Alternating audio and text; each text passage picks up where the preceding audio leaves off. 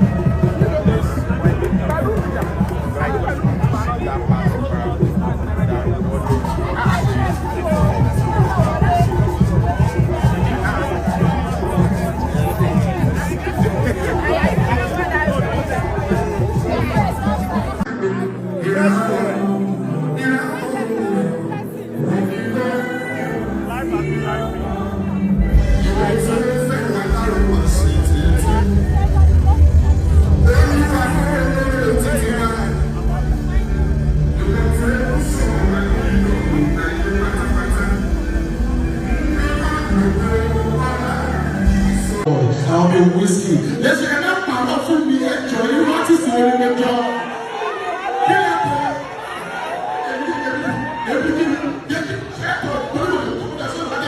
Boy, I take you. Yeah.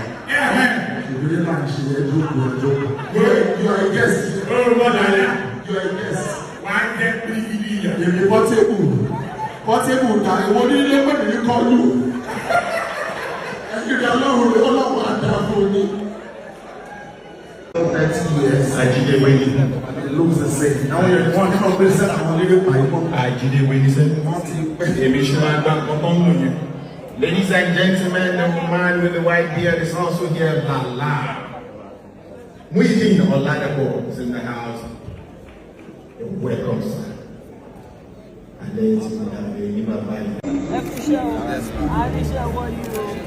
I'm a donation.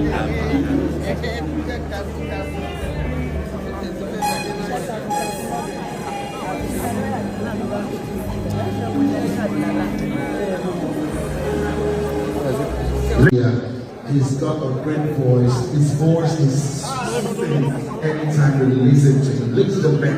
Now, love your role in our own DC sound. Round of applause.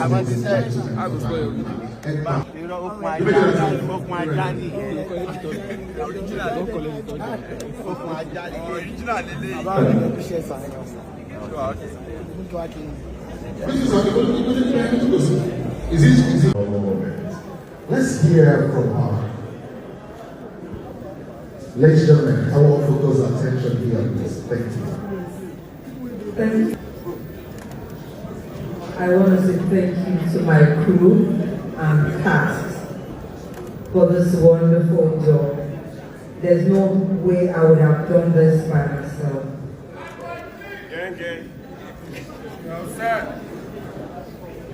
And I don't know what to say.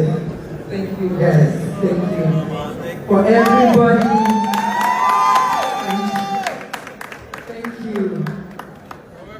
I want to say thank you to everybody here tonight to celebrate me and my team, because this is a teamwork. I didn't do this alone. Captain Dexy, my able director, I say thank you. Well done.